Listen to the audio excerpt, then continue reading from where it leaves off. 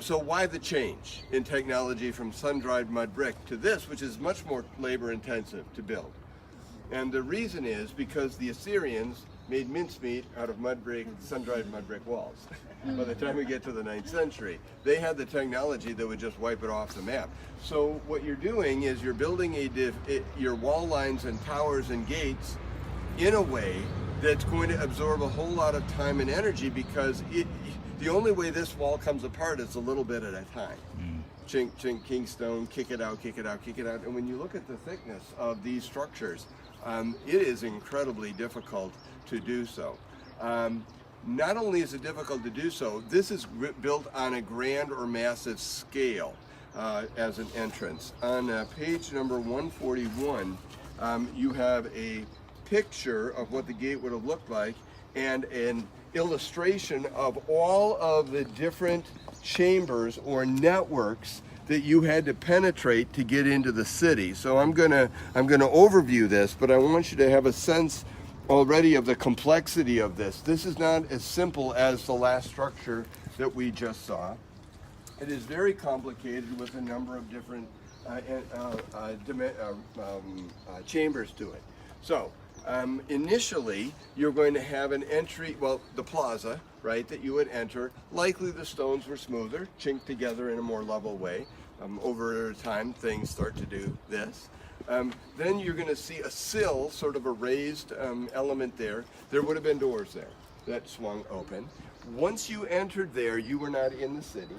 You were in the forecourt, if you will, or what do they call it here? The paved plaza to main gate.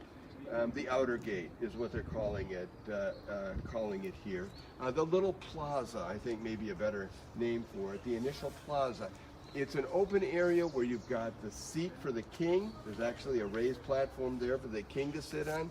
King is like the Supreme Court, so if the local elders can't get a case decided, the king comes in and takes care of that. You've got stones that line the perimeter of that plaza. Those stones are going to be used by the elders who are going to be sitting in the gate. It's a business area during time of peace. The two big trees, Mount Tabor oak trees, you'll see, weren't there at the time, and so it's a great big plaza, right, that you enter.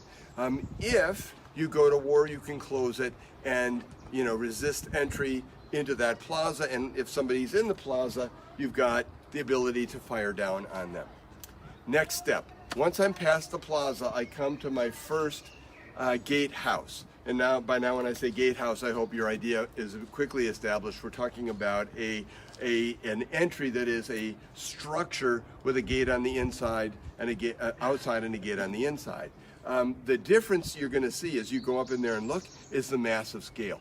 Absolutely huge foundations for that gatehouse. So you move through this gate, you move through the plaza, you move through that gatehouse. Let's say you've been successful in fighting your way all the way in there. Are you in the city?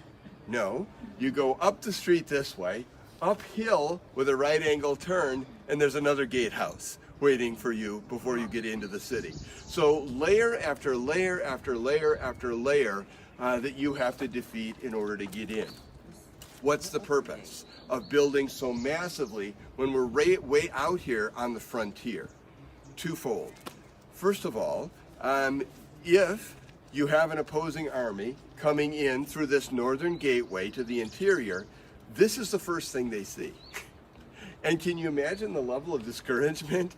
Because you don't know how many more of these are waiting for you in the interior. You can't leave it intact, or it's always going to be bothering your trailing vanguard, right? So you're going to end up having to take the place down, and it is just a monolith of extreme challenge for you to take on.